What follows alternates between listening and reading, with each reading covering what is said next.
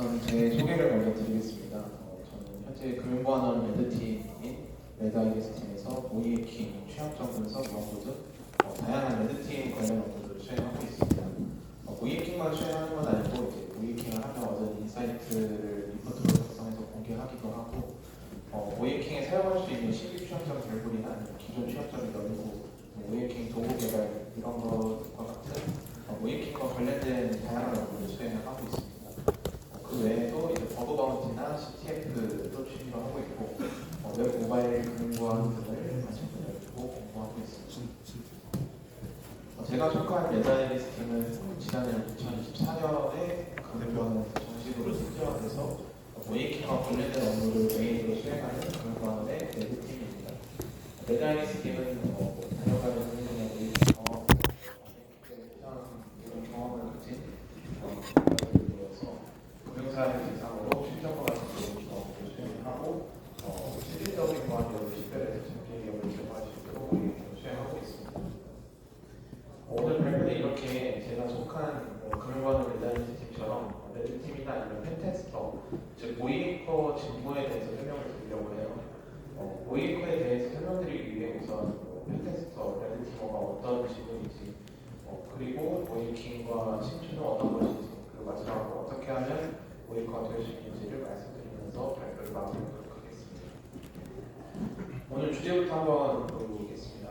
펜테스터 레드팀이라고 이름을 지었는데 있는 단어는 아니고 사실 제가 이름 짓는 걸 잘 못해가지고 좀 주제를 제목을 뭘로 해야 될까 여러 가지 고민을 하면서 모이에커가 영어로 펜테스팅, 페네트레이션 테스터, 레드팀 테스팅 이런 식으로 하는 걸 쭉 써놓다 보니까 그냥 이거 두 개 이어놓으면 좀 있어 보이는데 해서 그렇게 짓게 됐어요.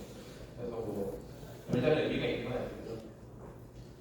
그래서 방금 전에 말씀드린 것처럼 모이에킹을 다른 말로 하면 이제 레드팀 테스팅이나 페네트레이션 테스팅, 모이에킹, 모이치투 이런 여러 가지 이름으로 부르게 됩니다.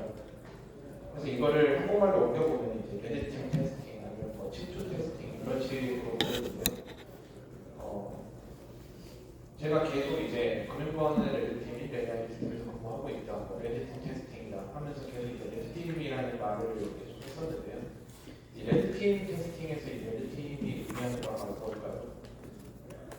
그 보안에서 레드팀은 이제 블루팀과 대척점에 있는 친구로서 그 빨강이 공격이고 파랑이 방어라고 생각하시면 될 것 같아요. 레드팀은 이제 공격을 해서 이제 취약점에 준비하는지 확인하고 대응 방안을 제시해서 상세 잠재 위협을 제거하는 거고, 블루팀은 이제 실제 공격에 대한 방어나 탐지, 상호 대응을 주로 하고 있습니다. 그래서 이런 레드팀과 블루팀에는 각각 다양한 직무와 할 일이 존재하는데요. 레드팀으로서의 직무로는 우선 지금까지 말해본 모이에커가 있을 수 있고 기업에 속해서 그 기업을 대상으로 모이에킹하는 기업 레드팀, 아니면 이제 컨설턴트로서 계약한 기업을 모이에킹하는 모이에킹 컨설턴트, 또는 이제 모이에킹이 필요하거나 잠재 위협을 확인해서 제거하는 데 도움을 주는 취약점 분석 연구 이런 직무가 있습니다. 반대로 블루팀의 직무는 이제 공격을 탐지하는 보안 강제 아니면 침해 사고가 발생했을 때 대응하는 침해 대응, 그리고 다크의 신규 취약점 이런 것들을 적극적으로 분석하는 위협 분석 이런 모든 것들을 알아보면서 기업의 보안을 책임지는 보안 담당자 직무가 있습니다. 그래서 우리는 오늘 제 발표에서는 이제 모이에킹 직무에 대해 살펴보는 거니까 레드팀 모이에킹에 대해서 알아보겠습니다.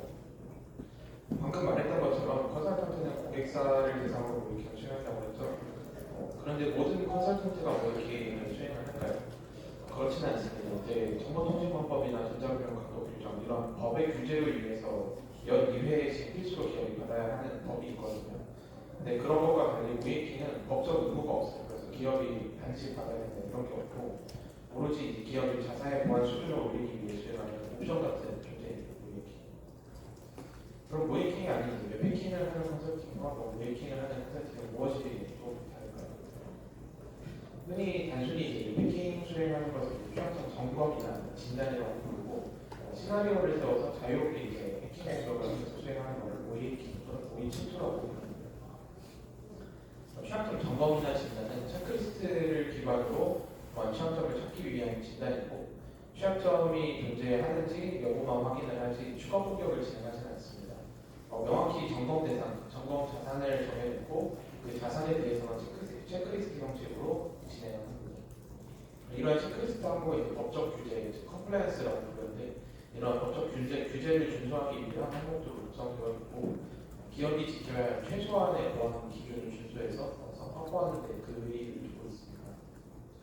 반면에 모이킹 같은 경우에는 시나리오를 세워서 실제로 발생 가능한 보안 위험을 찾는 것이고 이 때문에 실제 해커가 공격하는 것과 유사하게 진행해서 실제 침해 사고 발생 가능성을 직접 보여줍니다. 취약점을 단순히 찾기만 하는 게 아니라 실제 공격의 수단으로서 이용을 하고 점검 대상에 제한 없이 기업 그 자체를 대상으로 진행하는 것이 일반적입니다. 이렇게 모이킹은 실제 발생 가능한 피해를 사전에 식별해서 보안성을 확보를 할 수 있게 도와줍니다. 예시를 통해 한번 살펴볼까요? 예를 들어서 이제 파일 업로드 취약점이 발견됐다라고 하면은 취약점 점검이나 진단에서는 .jsp, .php 이런 파일이 잘 업로드되고 서버에서 잘 실행까지 된다는 걸 증명할 수 있는 수준의 POC 정도로만 작성해서 업로드를 진행합니다. 또 실제 모이킹 시나리오로 사용되기에 살짝 앞뒤로 좀 서버에서 실행 가능한 확장자, PHP나 JSP 이런 건 안 나가지만 아니면 뭐 HTML이나 EXE 같은 파일이 업로드됐다고 하더라도 확장자 제한 없이 임의의 파일이 업로드된 것이기 때문에 체크리스트 상에서 이제 파일 업로드 취약적으로 체크를 할 수 있게 됩니다. 반면에 이제 모이킹을 할 때는 이제 단순히 POC만 올려가지고 뭐 아웃점 프린트, 아니면 에코 이런 식으로 입력값만 찍는 게 아니라 실제로 이제 웹쉘이나 터널링 도구 같은 것들을 올려서 실제 공격에 이용을 하고 이런 것들을 올린 다음에 그걸 이용해서 추가 공격을 진행하기도 합니다. HTML 파일은 이제 클래식한 취약점을 트리거하는 게 최대이고 또 EXE 파일은 사용자가 내로받아서 실행을 해야 되는 유저 인터랙션이 있기 때문에 좀 모이킹 시나리오를 적게는 릴라이어블 하지 않아서 모이킹을 할 때 이런 것들을 잘 이용하지 않습니다. 그러면 이제 이러한 모이킹 컨설턴트만 수행을 할까요? 아닙니다. 기업 자체에서도 레드팀을 꾸리는 케이스가 점점 늘어나고 있습니다. 지금도 수많은 대기업이나 뭐 좋은 회사들에서 자체 레드팀을 구축해서 운영을 하고 있고 또 구축하려고 하고 있습니다. 레드팀을 운영하게 되면 이제 자사나 그룹사의 제품 서비스 취약점을 주로 분석을 하게 되고 자사를 대상으로 이제 모이킹을 주기적으로 수행을 하고 또 신규 제품이나 서비스가 나오면 출시되기 전에 자사 레드팀을 먼저 한번 거쳐서 소장 보안성 검토를 받는다든지 뭐 이런 것들도 수행을 하고 또 신규 제품이나 서비스를 설계하고 개발할 때부터 레드팀이 이에 관여를 해서 보안 수준을 기여를 할 수 있습니다. 이와 반대로 이제 컨설팅의 경우에는 자체 레드팀이 자사를 대상으로 이제 뭔가 했던 것과는 다르게 고객사 제품과 서비스를 대상으로 취약점 분석과 모이킹을 수행하기도 합니다. 사전 보안성 검토도 수행하긴 하지만 주로 이미 개발이 완료돼서 운영 중인 자사를 대상으로 하게 됩니다. 네, 그럼 이 정도로 이제 레드팀에 대해서 알아보았고 그럼 이제 침투 테스팅은 어떤 걸까요? 침투 테스팅이라고 이름이 붙었으니 이제 기업 내부의 중요 자산에 침투할 수 있는 시나리오를 달성하는 것을 목표로 수행하는 것을 뜻합니다.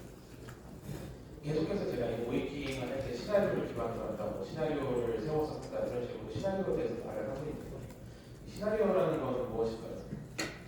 단순히 취약점을 체크리스트에 따라서 찾는 점검이 아니라 시나리오는 이제 여러 취약점과 약점, 허점 이런 것들을 이용을 해서 공격을 해서 실제의 피해로 이어질 수 있는 실질적 위험을 식별하기 위한 일말의 작전이라고 이해를 해주시면 될 것 같아요. 그래서 이런 시나리오를 통해서 모이킹을 수행하기 위해서는 모이킹을 의뢰하는 사람의 니즈를 맞춰야 됩니다. 이를 요구사항이라고 하고 모이킹 이전 협의 단계에서 어떤 것들을 주로 살펴볼지 정하게 됩니다. 저희 같은 경우는 주로 이제 외부에서 내부 중요 자산들을 침투할 수 있는 가능성, 내부에서 외부로 자료를 유출할 수 있는 가능성, 혹은 이제 모바일 앱이나 아니면 신규 런칭하는 서비스들 이런 것들의 상황에 맞춰서 이제 모바일 앱을 보기도 하고 신규 서비스를 보기도 하고 방분리 환경 이런 특수한 상황에서 보안 위협이 준비할 수 있는 여부를 판단하긴 합니다. 그래서 오늘은 이런 요구사항에 맞추는 여러 가지 시나리오들이 있을 텐데 이런 시나리오 중에 두 가지를 모의로 좀 구성을 해서 보여드리겠습니다. 우선 첫 번째 시나리오는 기술적 취약점을 중심으로 파일 다운로드부터 시작해서 이제 권한 상승, 측면 이동을 거쳐 핵심 서버를 장악해서 고객의 중요 정보나 금전을 탈취하는 시나리오입니다.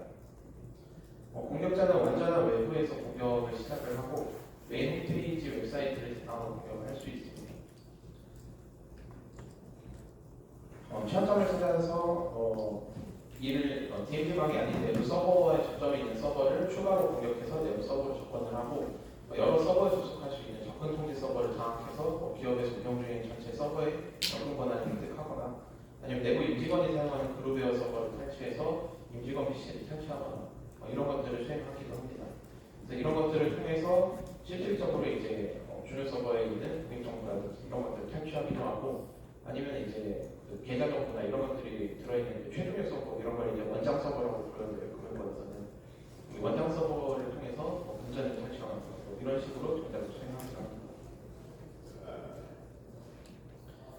이런 식으로 시나리오가 구성이 되었을 때 공격자로서 이제 확보해야 될 최종의 서버, 즉 타겟은 제가 방금 전에 말씀드린 것처럼 원장 서버 이런 고객 정보나 금전 탈취이 가능한 주요 서버입니다. 그래서 모의고는 이런 최종의 서버 타겟을 정하고 여기까지 침투할 수 있는 경로를 찾아보고 실제로 침투를 했을 때 어떻게 큰 피해가 발생할 수 있는지 이런 것들을 모의고 살펴보게 됩니다. 그래서 이런 시나리오를 4단계로 나누어 하나씩 살펴보겠습니다. 우선 첫 번째 단계입니다. 공격자가 외부에서부터 해킹을 시작해서 외부에 접점이 있는 서버를 탈취하는 과정입니다. 당연하게도 이제 공격자가 내부망에 위치한 주요 서버에 도달하기 위해서는 내부망까지 가기 위한 통로를 만들어야 합니다. 하지만 이제 기업이 운영 중인 윈도우 프로그램이 외부에서 직접 접근하는 경우는 거의 없기 때문에 프로그램의 취약점을 찾는 것이 아니라 주로 이제 외부에 공개되는 서비스를 대상으로 해서 모의킹을 수행을 하게 됩니다. 이러한 이유 때문에 그 모의킹을 할 때 거의 90%는 이제 웹패킹으로 이루어지는 것 같습니다.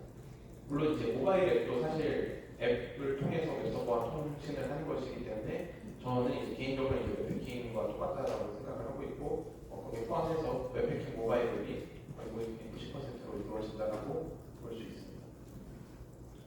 그래서 이런 모의킹 시나리오가 성립되기 위한 취약점들도 웹 취약점으로부터 시작하는 경우가 많습니다. 우선 내부망으로부터의 접점을 얻기 위해서는 보통 외부에 접점이 있는 서버의 권한을 임의명령 실행이 가능한 취약점을 통해서 획득을 하고 이를 경유지로 해서 내부로 접근을 시도를 하게 됩니다. 공격자가 원하는 임의명령 실행을 하려면 여러 가지 취약점이 있을 수 있지만 가장 대표적인 취약점들을 꼽자면 커맨드 인젝션, 파일 오버로드, SQL을 통한 이시, SSTI를 통한 이시 이런 수많은 웹 취약점들이 있죠. 웹 서버 권한을 탈취할 수 있는. 그래서 이런 웹 취약점들을 찾기 위해서 물론 서버당 끝도 없이 이제 감으로만 블랙박스 모의킹을 하면서 취약점을 찾아낼 수도 있지만 주로 이런 서버 권한이 서버 권한 획득이 가능한 크리티컬한 취약점들을 찾기 위해서 이제 정보 수집에 도움이 되는 취약점들을 먼저 찾아내기도 합니다. 파일 다운로드 취약점을 통해서 서버 간 소스 코드를 내려받고 블랙박스 테스팅에서 화이트박스 테스팅을 전환하기도 하고 아니면 웹루트나 웹 설정 파일 같은 이제 서버 정보가 노출되는 취약점들을 참고해서 공격에 이용을 하기도 합니다. 아니면 이제 커맨드 인젝션이나 파일 오버로드 같은 취약점 없이 아예 서버에서 운영 중인 자산이 원데이 취약점이 있다라고 하면은 그리고 또 이미 알려져 있는 취약점들이 있다면 이걸 통해서 공격을 하기도 합니다. 심지어는 이제 원데이가 아니라 저희가 찾다 보니까 제로데이 취약점이 발견이 돼가지고 그냥 그걸 이용해서 공격을 하는 경우도 있고. 근데 사실 제 개인적인 생각인데 그렇게 제로데이 찾아서 하면 좀 당하는 입장이 좀 억울할 것 같긴 해요. 이거를 막을 수가 없어요. 근데 어떻게 하겠어요? 뚫려있는데. 그래서 이제 DMZ에 위치하는 서버 하나를 탈취를 했으니까 내부로 가기 위해서 해커가 서버에서 권한을 상승을 시킬 수 있습니다.